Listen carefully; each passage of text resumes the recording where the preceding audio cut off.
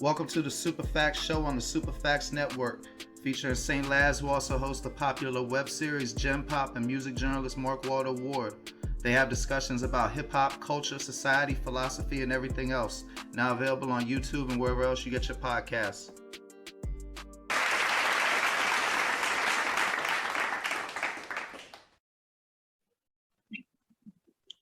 What up, world? It's your boy Mark Walter Ward, Superfacts Show, Superfacts Network. Today we got a very special guest, someone that's near and dear to my heart.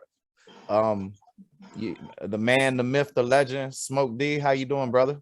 I'm coolin', bro. How you doing? Man, I'm doing great. The reason I said this man's near and dear to my heart, I've always been a champion of gangster rap, back in the 90s when people were telling you that you was foul for listening to it, and UGK released one of the best albums ever, and on it Mr. Smoke D, who at the time was incarcerated, has somehow managed to sneak I believe it was a digital recorder into the penitentiary, and you weren't like recording conversations or nothing, but you were recording your thoughts. So like, while there might be a song on here that talks about how much fun it is to hustle, which it is sometimes, Friday night can be mighty good if you get money in your city. But having you on there, you offered the counterpoint, and you was offering like unfiltered. I mean, I've been to the pen, bro. Like it's exactly like I felt it, and I remember at the time listening to it, saying I would never be that man. And unfortunately, I fell short of that goal. But if nothing else, at least there was some music we could listen to that didn't just make it sound like selling drugs with some, you're gonna have a mansion and wake up in a Bugatti. Shit, I wouldn't know what a Bugatti was if I woke up in that motherfucker. Yeah. But yeah, so man. Go ahead. Well, I was gonna say earlier in the conversation before we got online, earlier you didn't want to talk about how the recorder got there, but you said you was finally willing to release that story. Julia Beverly couldn't even get that story in the Pimp C book, so I feel special. Well, I mean, it's a lot of stories Julia didn't get, because like I was still incarcerated, so they don't tell them what I said. But just the way it is, yeah, I mean, they got phones and everything now, man, so it don't really make a difference. Yeah, what it was, bro, it was a digital audio tape player. And I got it from, the team. It looks like a Walkman. And so what I did, I got the microphones that the news reporters be using that filter out all the sound. Yeah, I got one of those. It looks like a earphone piece, like you would be listening to the radio, but it was actually a recorder, and it filtered out all of the background noise and only picked up the sound that was closest to it. So, and with digital audio tape players being like, digital now, it didn't have that generation loss, so that's why it sounded so clear. So I sent it out. I recorded it just being around, and excuse me. It's all good, bro. Just being around, and telling what was going on at the time. I did like it wasn't all hard like that either, bro. I had some hard times in there. I think maybe I was crying on some of that shit, like, because it was things happening and I couldn't do nothing about it, Yeah, like, bro. I was just gonna say, like, you did kind of sound that way, but you sounded that way like when somebody be mad at a limitation they can't get across. You know, like it's more of a frustration than like, I mean, damn sure ain't no punk shit. I mean, I cried in the penitentiary. Oh, no, it ain't like that. I ain't need no hugs or nothing like that. It was like, well, I guess I did though, with limited understanding at that time. It's kind of foolish to cry about something when you can't do nothing about that what you're crying about. Word. But at that time and in that frame of mind, I mean, even to the day, loyalty. See. Well, I mean, I found out my grandmother died when I was in prison, and like they let me get a special visit and shit. And my pops told me, and like I had to go right back to the game room, and I couldn't cry in there, but as soon as I was by myself, I was crying like a motherfucker. Shit, I had to go back to playing spades and shit, because you can't let nobody know no weakness. Yeah, well, I mean, stuff like that, man. When you get deeper in the system, it really ain't weak. It depends on what you're crying for. You can cry for real, or you can cry and need a hug, you know, or something like that. It depends on what you're crying about. Yeah, true indeed. And that's what makes the strength in it, you know. If you crying for love, that's strong. You know what I'm saying? You crying over, you know, a monkey, that don't make no sense. You really be needing a hug on that, you know? So yeah. No bullshit. But so before at this time, you know, you affiliated with UGK. Actually, I got one more question about that. Were you just going off the top of your head, or was there some things you wanted to address specifically to make sure it was known? Because, you know, at that time, I don't think a lot of Americans who hadn't been incarcerated was actually aware of what was happening inside of prisons. Because, I mean, if I remember correctly, you'd hear like white people on TV talking about people got it too easy in prison and shit, getting mad that there was cable. That's not true. Like, the living conditions in prison are horrible. Yes. And I mean, prison within itself is horrible. You know, the way that the treatment is. But, you know, I guess for me, because I can't speak to anyone else and how they prison, you know, how they jokes. Like, for me, it was, you know, at the end of where I'm sitting at right now, it was a blessing. Because what it did, it in order to survive in a micro society of men like that, you don't have no choice but to get super intelligent. Word. You know what I'm saying? MacGyver shit, you know, different shit. Survival shit, you know, like putting some bleach in your water and microwaving it and filtering it through a coffee pot just to drink water, you know? Or taking soap and sticking your pants on the wall to wash them, you know? Different stuff. Using glue for toothpaste so you can have pictures on the wall, all that shit. Right. And so, like, the amount of time you spend on surviving, you know, it conditions itself into you, so to speak. So you just see things differently. And once you've been doing that for a long period of time, I mean, you know, I don't know if they call it institutionalization or what, but I'm, you know. No, I know about it, bro. I know about it. I mean, I ain't ashamed to admit it. I'm going to therapy right now, and this lady say I got from being incarcerated, I got something called hypervigilantism. Because, you know, when you come home, you still be kind of like on the rules and things that the quote unquote citizens don't consider to be disrespectful might appear disrespectful to you, and you still got that mind state that if you let anyone disrespect you today, you're gonna get seriously injured tomorrow.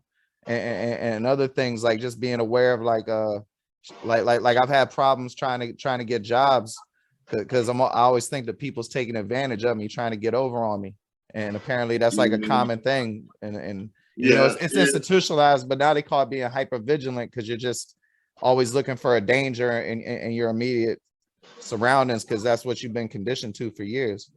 Well, I mean, I don't, me personally, I don't think anything's wrong with that. I think it's just about how you think about it and how you attack it. Word. How you attack the situation, because like I never had a job for anyone, so I ain't expected to go. I work for myself my whole life.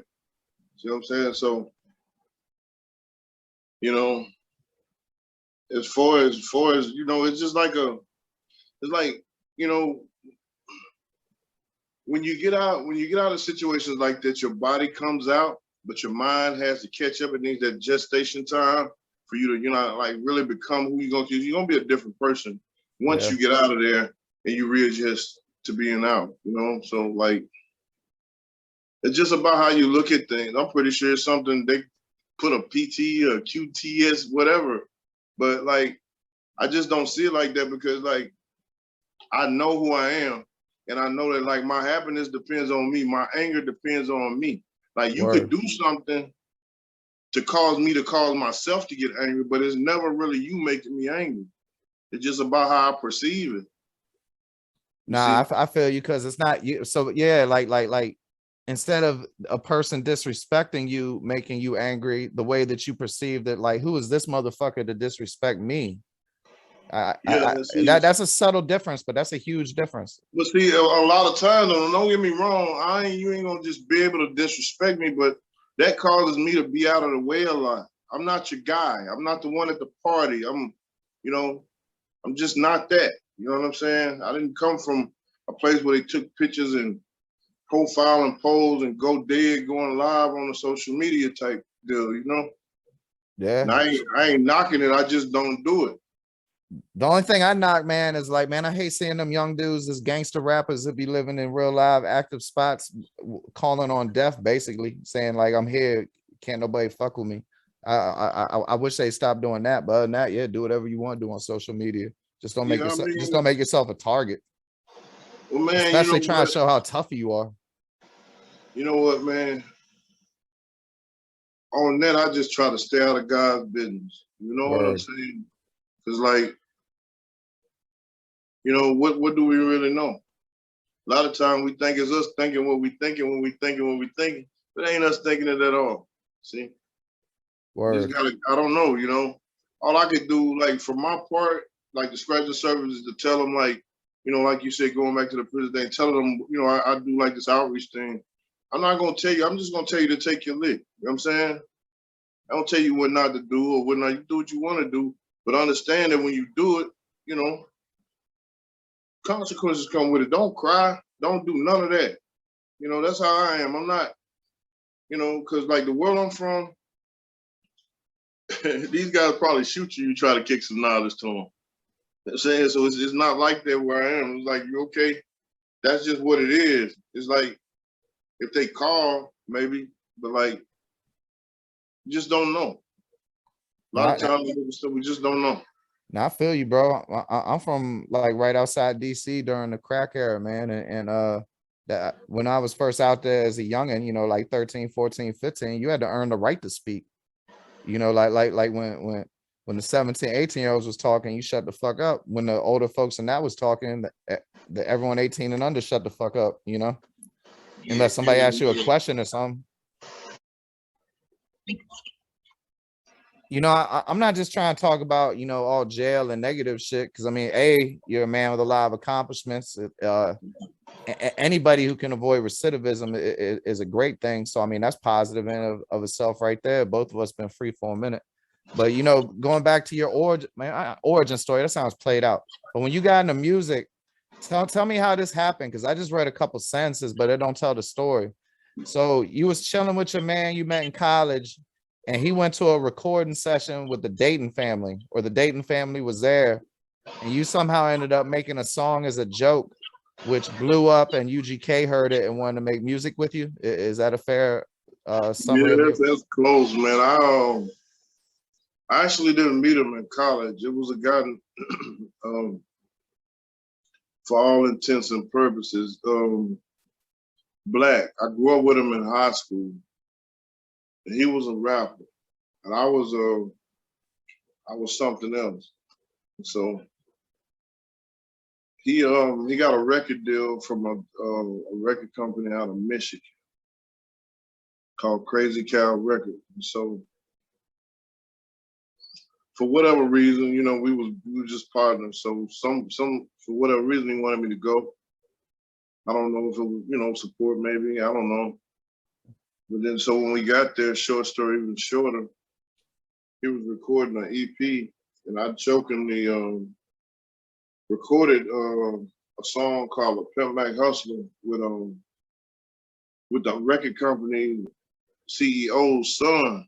That's how I got into it. He was outside crying because they wouldn't let him record. And so, you know, I just started, you know, out chilling with him. He wanted to do him a song. So we sit down and came up with something, but he couldn't do what he was doing. So I ended up trying to do it like, you know, for him so he could come back and record or whatever. And then they liked it. And so I kept the song, came back down south. Me being me, doing things, you know, certain things. I said, like, I put together like I don't know, a promo pack or something like that, because Piltner was coming to Jack, and this was before they had blew up really. And so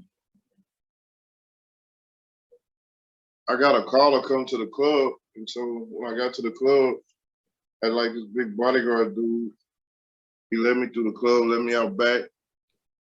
you know, VIP or whatever, get out there, it's a limo out there.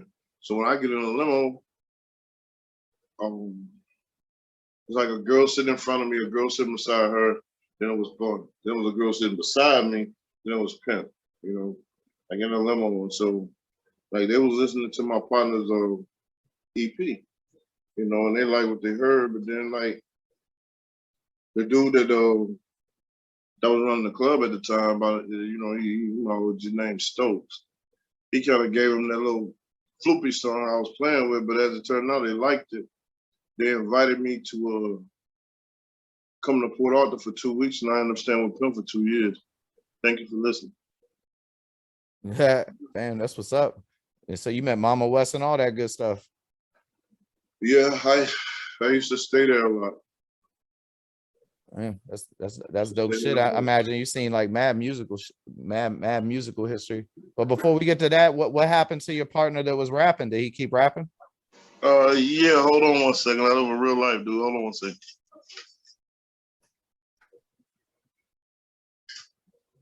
Yeah, we got intrusive. Sometimes, you know, we got intrusive people. So anyway, yeah, man. What were you saying, bro? Did your man keep rapping? Oh no, I actually seen him the other day. Like he more into he into a lot of different stuff, you know, like business, land development and that kind of thing. But I see him though. He still, you know, would come if I ask him. But he pretty much not gonna come, like, you know, he's around though. Got you. So did you actually meet the Dayton family? I lived in Flint, Michigan probably about a year. I met a lot of them guys. I remember a dude named Jake the Flake. I'm not really sure, bro. Jake the Flake. I'm not really sure. Probably did. I was in some of them clubs and stuff like that, but I don't recall. And you probably weren't studying no rappers at that time, I can imagine. Nah, I wouldn't. I knew about some rappers up there. I remember a dude named Jake the Flake though. The dude can't think his name. See, I've read this thing that made it sound like you was at a like chilling with them Bamas. And so then in my head, I was like, I wonder if he was a conduit to Pimp C and MC Bree, but I guess the information was faulty anyway, so it ain't none of that. Yeah, I ain't never linked up with the Dayton family before. Not to my recollection. Like I said, I lived in Flint though. I did. I probably did and didn't know it because I was up there on some different type time. Man, I don't think people understand how man Flint gets it in. Oh yes, indeed. Yeah, people don't know that. They need one big rapper out of Flint, and everybody in America be talking about how gangster Flint is. Yeah, they done had quite a few. So you know to go way forward, because you know all the Ridin Dirty, all the other stuff, you know that's been covered ad nauseum. But you know, one thing I feel like there's never been enough attention to, you know, before Pimp Untimely passed, what the plans for UGK Records was. You know, like I remember Bankroll Jones was popping. You had a solo project. Well, I don't know if it was considered a mixtape or an album, but it seemed like, you know, UGK Records was progressing nicely. Yeah, man. It was a lot of different dynamics, man. I'm gonna tell you something. I don't really like talk. Like I was, you know, unofficially like the third member. But like I remember us recording something. I don't, you know, and this is just me thinking out in real time. Like we was in New Orleans somewhere. This one we was recording the front, back, and side to side. So like it was some executive people there, I guess. You know, they didn't look like they was from New Orleans, long hair, maybe Jewish, maybe Italian, I don't know. I was young. And so two of them, like, they kind of pulled me into a corner, you know, and was chopping it up with me. and all of a sudden, Pimp snapped out. You know, he just snapped out. And at the time, I'm like, you know, I'm thinking like, you know, shit, you know, we all together. They coming to see me. I'm a sign or whatever, you know. And he snapped out. Back then, I didn't understand why he did it. But today, you know, being the person I am now, I understand that he did it to save me. You see? Yeah, He didn't want me to sign because he knew what it meant. he went through that jive shit. He didn't want you to go through it. Exactly. So yeah, thank you for listening. Yeah, man. Damn, bro. Man, I don't want to wallow in no misery, but I wish I had a friend like that. That sounds special. That shit don't come along too much in lifetime. But you know what, the UGK, like, I know he must have like outlaid the plan to you a little bit, because it seemed like everything was about to start moving. I remember Bankroll Jones had a project that, I don't know if it was in stores all over the country, but it was in DC, and I was like, damn, what's this with the UGK logo?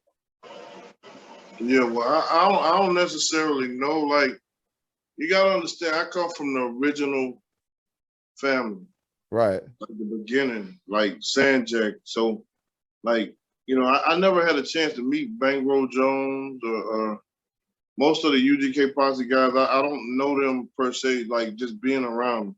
Do you know Vicious? Now, Vicious, I know. He's an original. See? Okay. I know him. You know, God bless his soul. I was talking about Vicious today. When you look up what Pimp had to say about UGK Records, he mostly mentioned you, Vicious, and I don't want to do or discredit a female. I believe her name was Sugar. I remember somebody named Sugar. But yeah, it was mostly talking about you and Vicious. My thing of it is, when I know we had Sibo from Really? California. Wow. Yeah. The Mob Father. Yeah, we did a record, something called Like Us, or something like that. Oh yeah, did it ever come out? Yeah, it's on the YouTube. How about that first song you was talking about, the one that you recorded for the owners? Is that on online anywhere? No, I can't find that song, man. It's called A Pimp Back Hustle. I think one of my old school partners may have it on a cassette. And he said it's broken. I would have to tape it together. Big Mitch don't got it. I thought Mitchell McQueen had everything in the world. Well, yeah, that one didn't come from them. I mean, I don't know if I ever gave it to Mitch. Got you. I'm planning on going down there real soon because, like, I just seen DJ Bird. You know, my thing of it is like, I just try to stay out the way and pump energy into certain situations with the respectability and the loyalty that the situation deserve, you know? Word, I agree. That's what I try to do too. DJ Bird is a part of this, you see? Yeah, So, definitely shout DJ Bird. I was just talking to Lady V and them, and they was telling me about how dope DJ Bird was. Well, he still is dope, man. He's living, you know? Yeah, I meant like was in relation to they had just done a project with him, or he appeared on their project, and like I see what you're saying. Yeah, they meant was on the project. Yeah, no. Yeah, DJ Bird's definitely still with us. My fault. That was poor phrasing. Yeah, I just talked to Luciano too, man. Supposed to be doing something with them. I just try to stay relative because, like, it's going back to what you said, you know, about Pimp C's plan or what he had for us.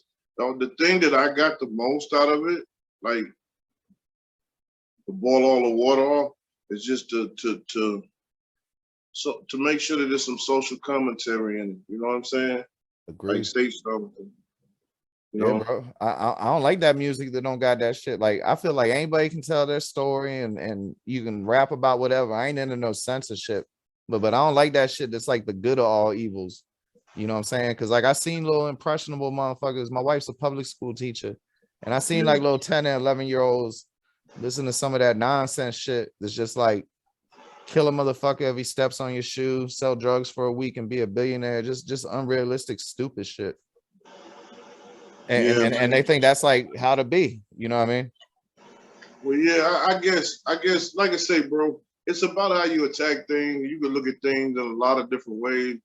Me, I try to internalize and take self-inventory. Like when I think about it in that regard, you know, that's you know, okay. But I think about it from an internal perspective, like I think that a lot of this stuff is like our fault.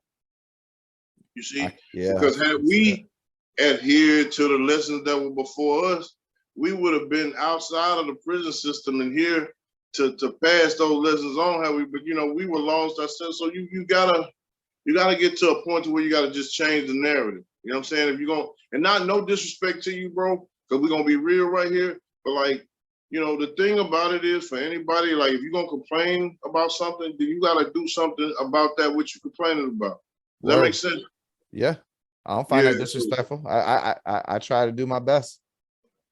Yeah, so it's kind of like that, man. Just like ain't no point, you know, asking nobody what they need if they've been in the desert for 7 years. They need water, you know. True indeed. True You know what I'm indeed. saying? That's what killed me about prison. You get on the phone, dude be in prison, man. He ain't talked to you in 5 years. Like, bro, what you need? I don't need nothing, bro. You see? Because it should be, bro, how can I get you some? What kind of water you need, you know? So it's things like that. Just like it's the difference between hearing something and listening to it. Those are not the same thing, bro. A hearer only responds, a listener listens to understand, you know? That kind of deal. No. I can dig it, and I don't knock them for it. Like shit, if you can get paid off music, that's a beautiful thing. I remember somebody on state property said one time, I don't blame them, I blame their old heads, which kind of falls into what you said about it was our responsibility. So Yeah, I we mean, all interconnected. I mean, of course, you know, people may or may not have agendas or whatever, but I mean, time, bro, time. You like time and space are calculations that somebody physically thought of. You see what I'm saying? And if you can get trapped inside of that. Your deeds, you think that, you know, you can't get past life. And death is a big part of life. You know what I'm saying? true indeed. So what you gonna have? The only thing that's gonna matter probably is how you're gonna be remembered and what you did while you was here. You know what I'm saying? So Nah, yeah, I agree. I agree. I totally agree. The yeah. did you ever did Rap a Lot ever try to sign you? No, I'm cool. I'm like shit, bro. I've been around Rap a Lot so long. I am, you know, I know Jay, I know everybody on a personal level. You know, they never tried to sign me. I wasn't around long enough for nobody to try to sign me. You know what I'm saying? Yeah. I stayed ducked off for a minute, bro. Yeah, I read Miss Beverly's book. I see, and then when I was doing the article, I mean, when I was reading the article, that was talking about, it made it sound like it was on She Blog, and it made it sound like you knew the Dayton family like that. You know, it said something about the length. I mean, my sympathies. I ain't quite pulled one that long. I had a 3-year No, jump, and then I kept getting parole violations and getting stepped back for like 6 months, 8 months, 10 months. no, man, it wasn't a bad thing. You see, like, okay, like I walk around with, you know, my extreme colleagues out here, and they be looking at me like for the amount of time that I was gone. And like I feel something. I don't know what it is because like when I look at them, I realize that they created a prison for themselves in their own mind, and they Yeah. locked up and got a lifetime sentence in their own brain, and they don't know it. You see, I went to that place to get set free. I got locked up to get set free. So see, you know, it's just a difference. I Bro, just see bro, shit you keep saying differently. that, and you know what? I do see. I know what you mean. Yeah. That's profound. Yeah. It was a blessing. I wouldn't be the person I am today had I not went through each and every situation, ordeal, high note, low note, and everything in between that I went through.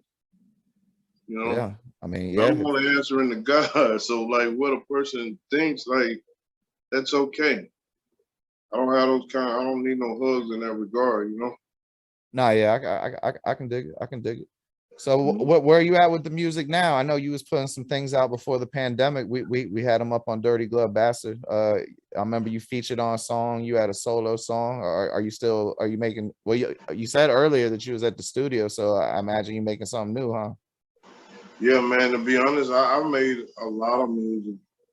Like a lot of music. My recent thing is like maybe, I don't know, 3 months ago, I just did a record with Bun. So we got a record together called Free Shots. And it's a nice record. It's like, to me, like Bun is Bun again. You know what I'm saying? I I do. hear some stuff, yeah, but it's that energy, it's that Bun. You know what I'm saying? It's that UGK Bun. It's that murder Bun. Got You know? you. Yeah. Bro, there was a time that I thought Bun B was the best rapper in the whole game. I know not too many people are gonna co-sign me, but I remember he had a verse on a Tila album that was insane. He had a verse on the Scarface album that was insane. He killed Big Pimpin'. You know, like I felt for a minute that I mean, I ain't gonna bore you, but I could go through my whole life. You ain't boring me, man. Like, bro, that murder verse.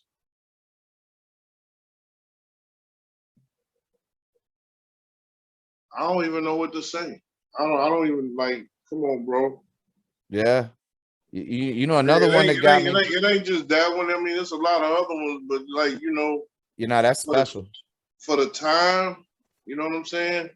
The demographics and the, you know, the mindset of the way the world was, man. Come on, man. You know, I'm not gonna try to quantify or quantize or, you know, put any kind of calculate. You know, everything is numbers. But like, I'm gonna just say, Bun, it's a lot of dope MCs. Bun, one of them dope MCs. Word. You remember the Free Pimp C mixtape? I believe it was the drama one. And he had a song with Paul Wall, and they was talking about dirty preachers. No, I ain't hear it, man. I gotta hear it. You put me up on it. Man, but both of their verses, but particularly Bun's, was very poignant about the negative effects that a scandalous preacher can have on a community. That was one thing I always enjoyed. UGK talked about that. Cause like, bro, I ain't go to school with too much white people until I went to a black college. I grew up in right outside of DC, and I could just I don't even know how to, I don't even know how to say what I'm trying to say. Yeah, I don't even know how to phrase it. I lost that one. I be smoking too much. My bad. It's all good, bro. We living in real time right now. Yeah, no bullshit. And plus, you got me thinking earlier about what you said about how going to prison was a blessing. Because in retrospect, it kind of was for me too. Because you know, I was I ain't gonna front. I was an addict. I started sampling my own supply. I knew I was gonna do time, so I ain't no excuse. But so I ain't give a fuck. And prison job got me right. I went in 340, came out 170. And I like you, bro. You tell the truth. yeah, I mean, shit. If this shit works out, everybody gonna be in my business anyway, so I might as well get out ahead of it, right?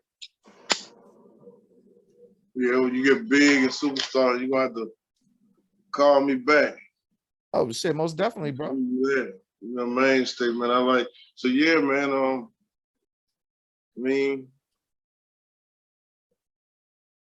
Oh, I know. I was about to say about the shit about being white and growing up, like it was the black church. Man, there was like some good black churches with real good Christians, like people that really meant it, right? But then it was like they started having like these little fake me out, or well, I'm not gonna say fake me out. The beginning of the mega churches, they had a lot of them in the DC area, and them shits was just like fashion shows, trying to you know, get as many donations out as they could. It's always we need something new for the church, and like just like Pimp said, you see people, the preacher driving a cat. Well, this time a Lex, driving in the DC area, driving a Lexus, but you know, talking about the church need money and shit. Part of the building's made of gold and shit. So I'd always respected that about UGK. Yeah, man. I don't know. I guess I have my thoughts about that. You know, I don't really want to like some of the biggest wars on this planet.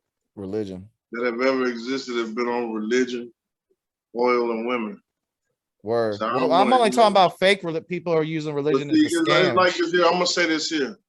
I don't know which one of the preachers it was. You want to get like a G6, a G6.5, one of the biggest, best jets. Like it was like I don't know how many millions, maybe $60 million. I don't know what it was. But then on the same token, like members of his congregation didn't even have bus fare to even get to the church, bro. Right. Something's wrong with that. Yeah, it would seem so.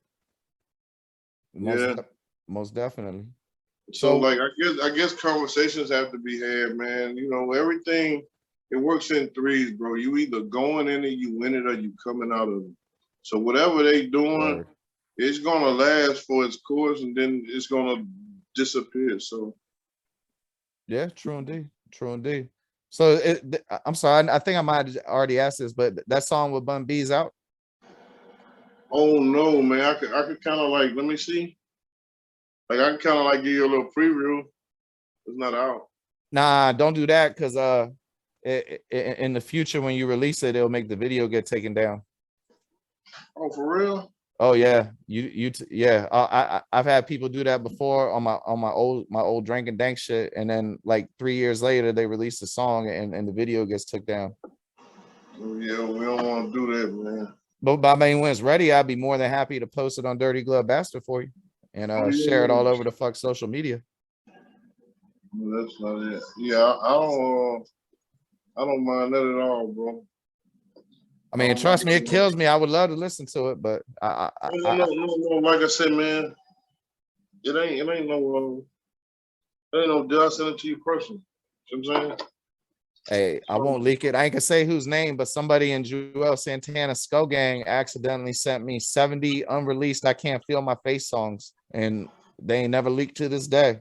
And some of them bitches is jamming like a motherfucker. Yeah, but you might all just release them, bro. Erase them. Why you keep them? Well, to be honest with you, they're on a hard drive just sitting in my garage. I guess I could throw them away. I ain't listened to that shit in like 10 years. But it ain't in no email or nothing. But yeah, I guess I probably should. Yeah, get rid of that shit, because like I said, it ain't yours. Anything shit come on. It's like people want to know shit too much. You know what I'm saying? It ain't good to know everything, because if you know stuff, it push you in it. People come to you and talk to you about other people. That's not the way it go. Always hold court. You want to talk to me about somebody else, you know, and it's kind of like this. So you don't, you know, you seem to be a good, stern, straight up dude, bro. I try. I mean, like I ain't ever tell nobody that happened, because I ain't want that person to get in trouble in his organization, or maybe get kicked out the group. They had a retail situation at the time, so I ain't say jack shit about it. There you go, man. Yeah, shit. I mean, bro. Well, I mean, to get real deep, bro, I feel guilty about some of the shit I went to prison for, and I kind of feel like helping young people out, be they rappers or, you know, my kids. My wife teaches special needs kids. I ain't trying to get into it, but we do like charity volunteer shit sometimes, and I kind of feel like that shit's my penance. And like on all my platforms, I don't ever get people. I don't ever try to get people to snitch on themselves, promote negativity. None of that messy ratchet shit. I ain't got nobody talking about who they fucking or none of that type shit. You know, like I want to hear like profound thoughts that like what you're saying, or people who are passionate about their music discussing their music. I ain't into none of that other shit. Yeah, man. I you know, it's just, I don't know. It's just about loyalty and respect. Word. I mean, I could be clickbaity, but like you said, loyalty and respect in the long run. All them clickbaity people seem to last like 2-3 years and then they're gone. I mean, I don't much hear about Tekashi 6ix9ine, homeboy, the blogger. I forgot his name. DJ Academics. I don't hear much about him no more. It seemed like all them people that thrived off that shit go away. And I don't want to throw shade on nobody's name, but I ain't doing this shit to be causing friction. Like I think a lot of these cats, this podcasters and cover hip hop, don't understand the lives of the people that they're covering. And sometimes when you run from one person and take a quote and say it to another person, they hear it out of context, you causing beef, and maybe that shit gets you some views on your website or whatever. But man, that's real life shit. You know, I mean, people accidentally die in fights, let alone when you get motherfuckers trying to kill each other because you running back and forth on blogs and websites talking about who talks shit about who. And to be real with you, bro, I ain't trying to profit off Black Death. I ain't trying to profit off death, period. Yeah. And too much of this shit's about profiting off death. And I'm not talking about the musicians. I'm talking about like the aspects of art, and it only gotta be rappers. It could be heavy metal people, whatever. But you know, they try to portray these aspects of these musicians. It's clickbaity and it's messy shit, and it's not what I'm trying to focus on. Yeah. You know what I'm Well, saying? I guess, bro, the thing about it is just to be truthful. Yeah. Straight up and down with no special effects. No matter what comes, death, life, whatever. Long, like real don't run out of style. You know what I'm saying? Word. Just don't. And that being truthful shit come natural. It's easy. Like if you lying all the time, you gotta sit there and remember that shit. Yeah. I guess it's more about what people don't say than what they do, you know? Like Hell yeah. Silence is a real loud noise, you know, like you can, you know, from a nonverbal aspect. So it's kind of like that. You gotta kind of like identify people by their spirit, you know. It's kind of not like so much as what they say, it's what they do. Yeah, You just can't be doing stuff with them from the onset. You gotta see what they doing with other people, or you know, you gotta get some kind of intel, like, you know, right. because I mean, you can't let nobody tie you up. No bullshit. Like you know, the thing that get me is people have a friend that every time they're around them, they're always talking shit about everyone else they know, right? So what makes you think that when you're not around them, they ain't doing the same thing to you? Man, you gonna get us in trouble with them people. Them people gonna tell God on Jesus, whoever that is. Yeah, that's what's up. Yeah. So I mean, before we wrap this up, when can we expect some new releases? I got some new stuff, man, that I don't know necessarily how you know all of this stuff go. I got some people doing it for me. But this video and this song with Bun should be coming like in the next, maybe like the next 2 weeks. Okay. 2 or 3 weeks. So yeah, and it's called Free Shots, and it's like I took a bunch of NBA lingo and kind of did some street talking with it, sort of like a double entendre. And Gotcha. that way, you know, it'd be cool for, you know, for basketball. And I let my son like 6'10", so he got a partner. They like, you know, his partner like probably gonna go pro a couple years. So it's kind of like highlighting him in there, my son in there. That's what's up. Congratulations. Yeah, man. It's just more so like doing stuff through relativity. Like if I don't know you, probably, you know, if I have to meet you through somebody I already love, you know what I'm saying? And no, it's kind of like how I do it. So that way it kind of keeps the situation cool. Ah, shit, I can dig it. Hey, since you talking about basketball though, real quick, I'm a huge basketball fan. I got a I got a sports show too. Who's your team? I don't really have a team. I just like individual players. Oh yeah, you know? So who you fucking with right now? Man, a lot of them. Like the first, like Jay Moran, he comes to mind. Like, you know, like not so much as the fixated superstars already, LeBron James, the kid. It's like the new guys, you know, like Devin Booker and them. Yeah, with Devin Booker, not so much, but like, you know, LaMelo Ball, you know. Yeah, he was balling this year for sure. Yeah, the guy out of Utah, you know. Donovan Mitchell. Yeah, no doubt. Yeah, Donovan Mitchell. Yeah, the Pelicans, Zion, you know. If they can get it going, I mean, they got rid of their coach, but he gonna need some help. Yeah, I mean, when he was healthy this year, he was killing it, man. Shit, I think at one point he was shooting like 80% in the paint. That's unheard of. Zion's a monster. Yeah, but he a monster out of control. Like he moves so fast and so much and so to be so heavy. Like yeah. I cannot see him like hurting himself constantly. Like that's a lot of weight to move, bro. Yeah, that's especially explosive as he is. And the way he's moving with it, like he needs some help. Like he needs a situation set up to where they can kind of, you know, not have him do so much, kind of maintain him, give him little spurts here, because doing that just like that, oh man, ain't no way. And he is a monster. He's an animal. He's a real live animal, no, for real. Yeah, you're right though. They do need to use them like that before they wear them out. Use them in spurts in the game when they need them. He's somebody you build a team around. Like that's somebody you keep, you hold on to. Definitely. You will see that no more. Well, man, bro, it's always a pleasure to talk to you. Shit, I've been hearing your voice since the mid-90s. Yeah. Before we get out of here, what's your socials and where can they find you at?